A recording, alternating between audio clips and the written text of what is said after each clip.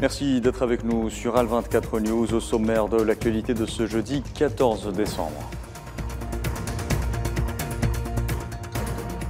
69e jour des bombardements aveugles de l'entité sioniste sur la population civile de la bande de Gaza. Quelques 180 Palestiniens viennent s'ajouter à la longue liste des martyrs dépassant désormais les 18 800.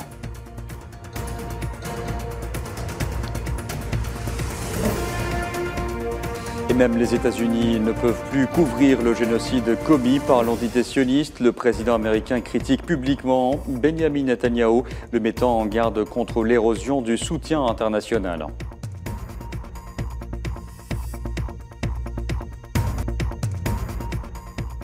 Couvrir les besoins du marché national puis exporter via le troc frontalier, le président algérien Abdelmadjid Tebboune donne le ton en inaugurant la 31e foire de la production algérienne.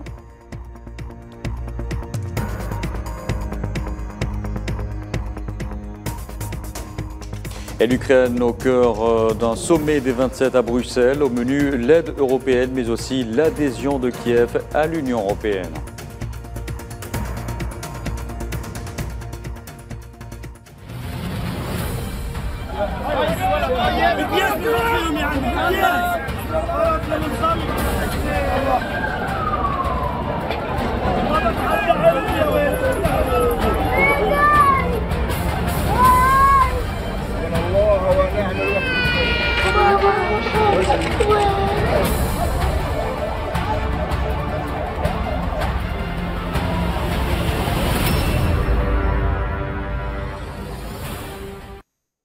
Bonsoir à tous. L'entité sioniste a poursuivi ce jeudi le pilonnage de la bande de Gaza malgré les nombreux appels internationaux à la protection des populations civiles. Au 69e jour des bombardements aveugles sur la population civile, près de 180 Palestiniens sont tombés en martyrs à la suite de frappes ayant ciblé des maisons, notamment dans le centre de Rafah, au sud de l'enclave palestinienne et à Khan Younes.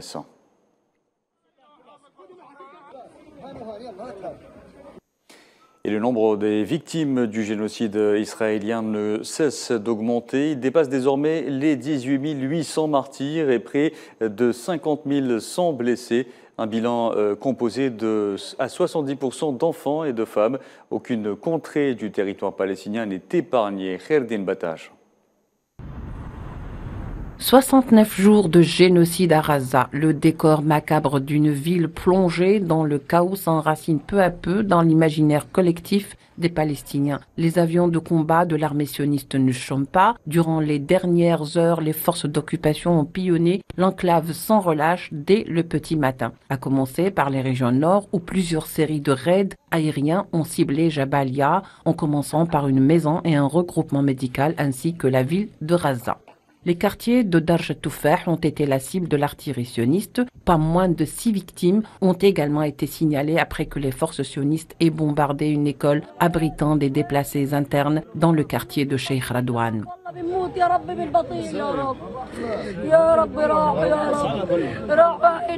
Le camp de Nusayrat n'est pas épargné par cette agression barbare. 2 martyrs sont tombés et une dizaine de blessés ont fait les frais d'une attaque contre une école abritant essentiellement des réfugiés dont la plupart sont des personnes à mobilité réduite ou à besoins spéciaux.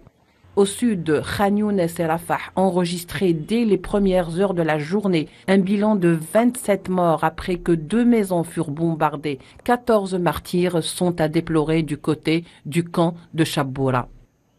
Si les zones résidentielles et lieux d'hébergement concentrent le gros des attaques, différentes régions de l'enclave palestinienne connaissent sur terrain des affrontements entre les forces sionistes et éléments de la résistance palestinienne, avec à la clé plusieurs victoires remportées par les brigades d'Al-Qassam, le bras armé du mouvement Hamas. Aux prises avec l'ennemi dans le quartier de Shoujaïa, les résistants palestiniens ont annoncé avoir neutralisé pas moins de 10 officiers de l'armée sioniste. Voilà, c'est donc un sujet signé Leila Gartal et Kherdin Batash. Et les forces de l'occupation sioniste se heurtent à une résistance palestinienne farouche, subissant chaque jour de lourdes pertes humaines et matérielles. Au moins 116 soldats sionistes ont été tués et près de 650 blessés depuis l'agression terrestre contre la bande de Gaza.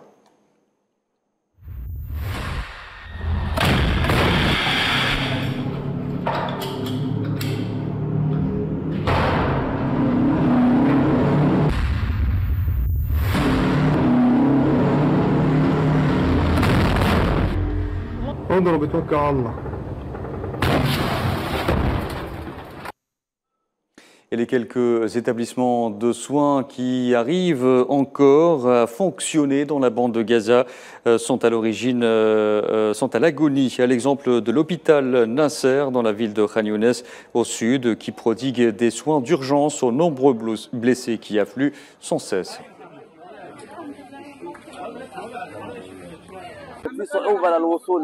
Il est difficile d'atteindre n'importe quel endroit pour récupérer les blessés. Et car les bombes sont tirées les unes après les autres, il y a des blessés partout et les blessures sont graves. Nous atteignons un endroit, il est visé une fois et deux fois pendant que nous sommes au même endroit. Il est visé une fois, deux fois pendant que nous y sommes encore. Nous avons dû emmener une personne blessée et quitter les lieux car il est difficile d'entrer à l'intérieur.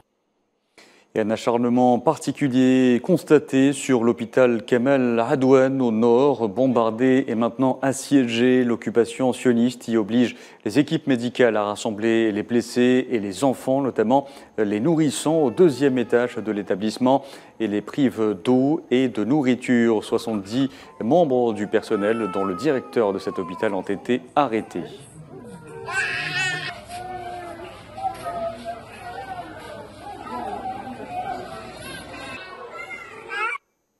Et même les cimetières ne sont pas épargnés par la machine de guerre de l'entité sioniste. Des tombes dans le quartier d'Al-Fallujah à Jabalia au nord ont été profanées après le passage des blindés de l'armée de l'occupation, laissant derrière eux de larges voies de circulation et des monticules de terre et de gravats de chaque côté, ainsi que des pierres tombales ont même été brisées et jonché le sol.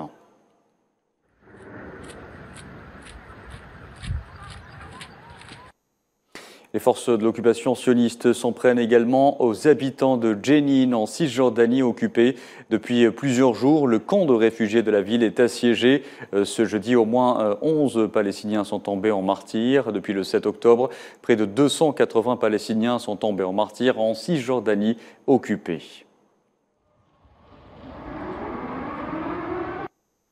Et Médecins sans frontières a affirmé ce jeudi que les habitants de Jenin, notamment ceux du camp de réfugiés de cette ville, dans le nord de la Cisjordanie occupée, meurent parce qu'ils ne peuvent pas se rendre à l'hôpital pour recevoir des soins, conséquence de l'agression militaire des forces de l'occupation sioniste.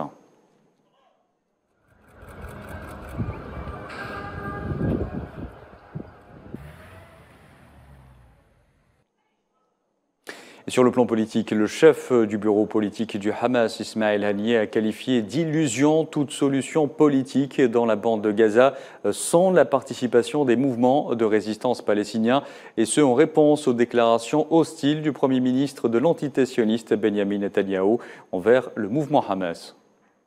Nous confirmons que nous sommes ouverts à la discussion concernant toute idée ou initiative susceptible de conduire à l'arrêt de l'agression et à ouvrir la porte à l'arrangement de la maison palestinienne en Cisjordanie, dans la bande de Gaza et dans tous les gouvernorats nationaux, afin de parvenir à une voie politique qui garantisse le droit du peuple palestinien à son État indépendant avec El-Quds pour capitale. Et les colons sionistes ayant commis des actes de violence contre les Palestiniens ne sont plus tolérés en Grande-Bretagne. Le ministre britannique des Affaires étrangères, David Cameron, a annoncé ce jeudi qu'il serait interdit d'entrer, tout en indiquant que l'entité sioniste devait prendre des mesures plus fermes pour mettre fin à la violence des colons et les poursuivre en justice. Dans ce contexte, l'entité sioniste est quasiment lâchée par son plus fidèle allié Washington. Pour la première fois depuis le début de l'agression contre la bande de Gaza, le président américain Joe Biden a publiquement critiqué Netanyahou, le mettant en garde contre l'érosion du soutien international à l'entité sioniste à cause de ces bombardements aveugles. Sohila Akilal. Après plus de 2 mois d'un génocide contre l'enclave palestinienne de Gaza et le massacre aveugle de milliers de civils, dont la majorité sont des enfants et des femmes, l'étau se resserre de plus en plus sur Israël, qui se retrouve plus que jamais isolé sur la scène internationale. Même le président américain Joe Biden, soutien indéfectible de l'entité sioniste, a fini par reconnaître qu'il n'était plus possible de poursuivre ces massacres arbitraires. Cette guerre menée depuis le 7 octobre contre Gaza, que beaucoup assimilent à un holocauste de par sa violence et son caractère d'épuration ethnique, est principalement appuyée depuis le début par les États-Unis, dont les armes, notamment les bombes, ont été utilisées pour tuer des milliers d'innocents. Ce qui met Washington dans de sales draps, car l'isolement international d'Israël fera automatiquement effet boule de neige et mènera forcément à l'isolement des États-Unis. Eux qui ont donné carte blanche à ces crimes génocidaires en bloquant les résolutions du Conseil de sécurité appelant à l'arrêt de l'agression sioniste. Mais ce qui s'est passé mardi à l'Assemblée générale de l'ONU est la parfaite illustration de l'isolement politique de l'axe américano-sioniste. 153 pays membres, sur un total de 193, ont donné leur voix pour l'adoption d'une résolution réclamant un cessez-le-feu humanitaire immédiat à Gaza. L'Australie, aux côtés de 152 autres pays, faisait partie des pays qui ont voté en faveur de la résolution de l'ONU sur le cessez-le-feu à Gaza. Ce faisant, nous avons rejoint le Canada, la Nouvelle-Zélande, le Japon, la France et l'Inde, ainsi que de nombreux autres pays. Nous avons présenté cette résolution par le groupe arabe et nous reconnaissons la gravité de l'invocation de l'article 99 par le secrétaire général de l'ONU.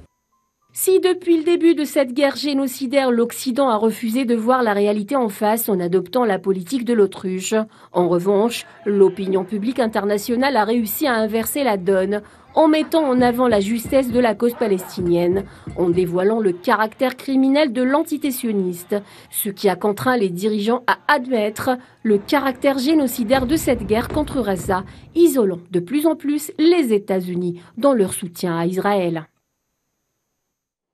Les États-Unis, où de nombreuses manifestations sont organisées depuis le début de l'agression contre la bande de Gaza. Hier, des dizaines de manifestants ont fermé une autoroute principale menant au centre-ville de Los Angeles, réclamant un cessez-le-feu à Gaza.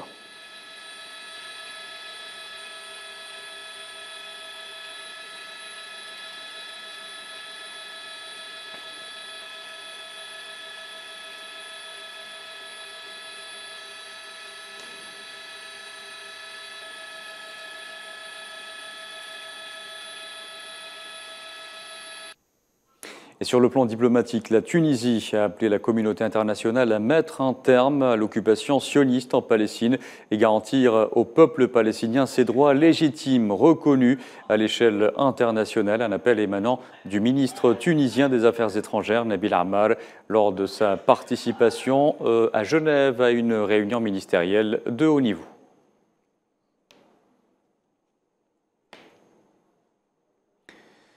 Le ministre tunisien des Affaires étrangères Nabil Ammar qui a aussi évoqué la situation en Palestine avec son homologue iranien Hossein Amir Abdollahian, réaffirmant le soutien inébranlable de la Tunisie au peuple palestinien, soulignant la nécessité d'un cessez-le-feu immédiat et permanent dans la bande de Gaza.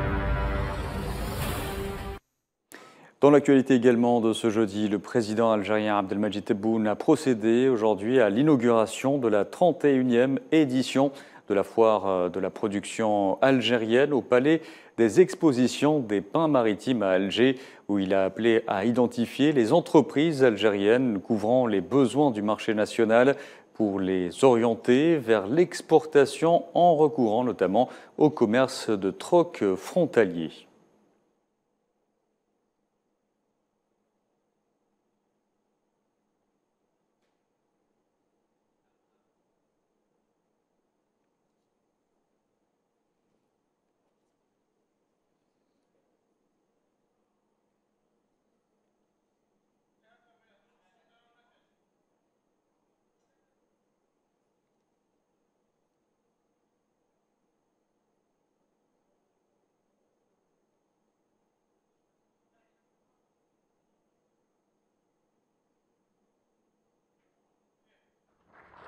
شركات ولا القطاع اللي فيه تغطية كاملة لحاجيات الوطن تسجلوا لنا المؤسسات باش نرخصوا لهم تصدير نحو إفريقيا ميم دون لو كادر دي تروك الغلم مع الزيوت تاع السيارات ولا مع هذه ولا مي فو با سترومبي.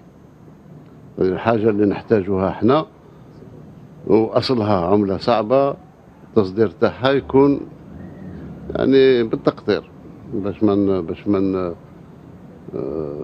نخلقش خلل في التوازن تاعنا تاع بين الانتاج والاستهلاك المحلي والاستيراد. مي فات لو ترافاي تو سويت باسكو سنة 24 ان شاء الله باش نفتح فيها القائمة نتاع لو تروك مع النيجر مع موريتانيا ومع المالي ان شاء الله. Non, mais il faudrait avoir des chiffres exacts, pas de l'approximation.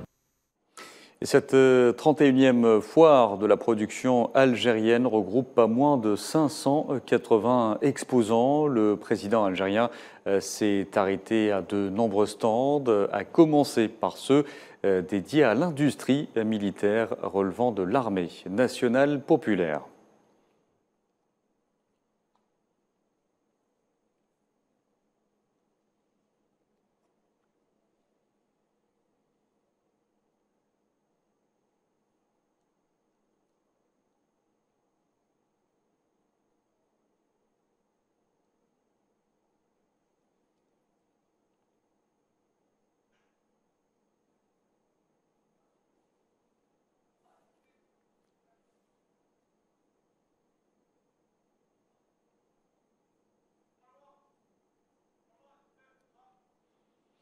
Abdelmajid Tebboune a fait plusieurs haltes donc durant sa visite des différents stands, notamment en visitant les espaces dédiés aux grandes entreprises publiques et privées et d'autres ayant investi fraîchement le marché national.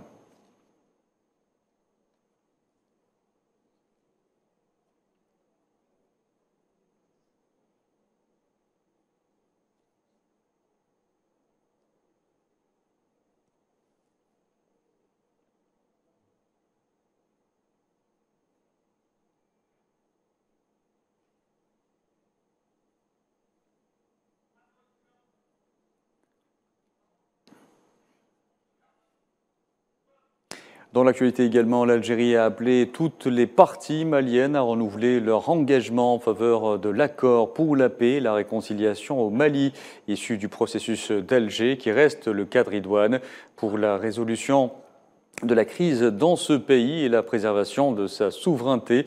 Cet appel est intervenu alors que la MINUSMA marque officiellement la fin de son mandat au Mali en ce mois de décembre.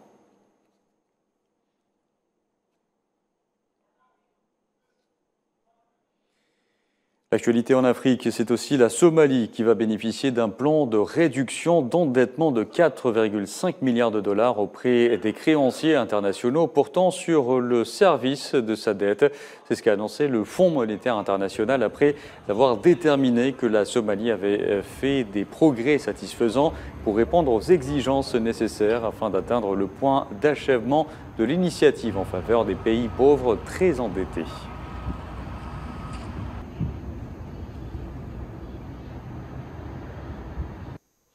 À la direction Bruxelles, à présent avec cette réunion au sommet des 27 de l'Union européenne, jugée cruciale pour Kiev, qui compte encore sur le soutien de ses alliés européens et américains. L'aide européenne est désormais remise en cause en raison des réticences de la Hongrie.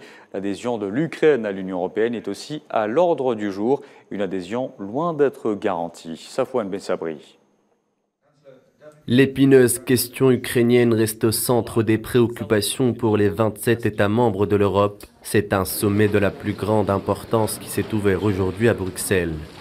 Deux axes dépendent de l'issue de ce sommet. En premier lieu, l'adhésion de l'Ukraine à l'Union européenne et en second lieu, bien plus crucial, le déblocage de l'aide militaire pour Kiev.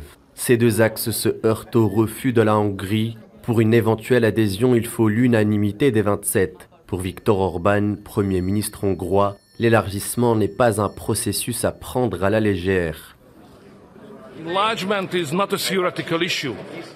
L'élargissement est un processus fondé sur le mérite, juridiquement détaillé, qui comporte des conditions préalables.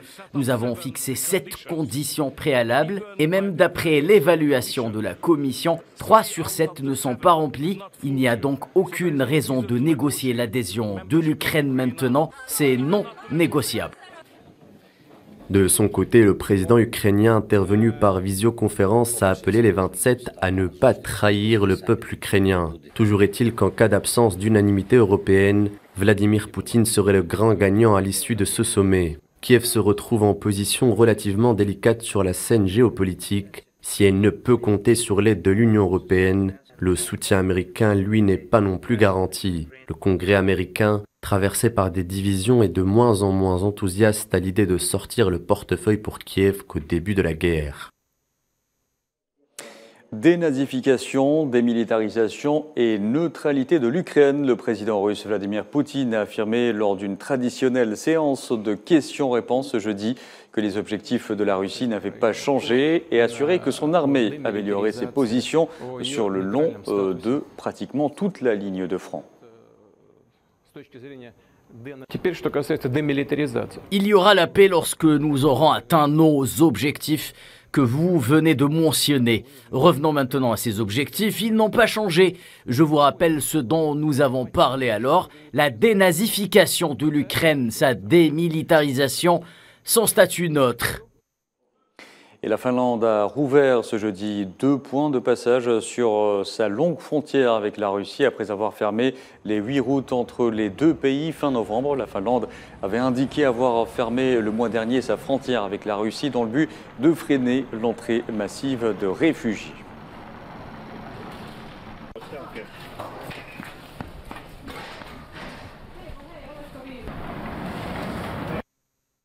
Voilà, et c'est la fin de ce journal. Je vous en rappelle les principaux titres. 69e jour des bombardements aveugles de l'entité sioniste sur la population civile de la bande de Gaza. Quelques 180 Palestiniens viennent s'ajouter à la longue liste des martyrs dépassant désormais les 18 800.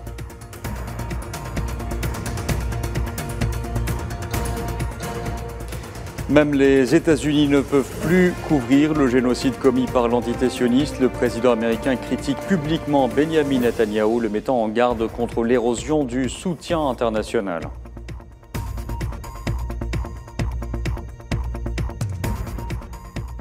Couvrir les besoins du marché national puis exporter via le troc frontalier, le président algérien Abdelmadjid Tebboune donne le ton en inaugurant la 31e foire de la production algérienne.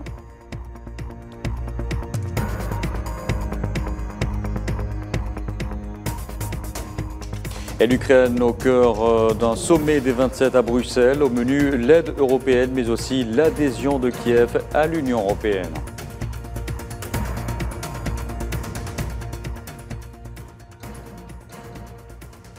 Voilà, c'est la fin de cette édition. Merci à vous de l'avoir suivi. Vous pouvez revoir ce programme sur le site d'Al24 News ou à travers nos différentes plateformes en scannant le QR code qui s'affiche en bas de votre écran. Excellente soirée à tous.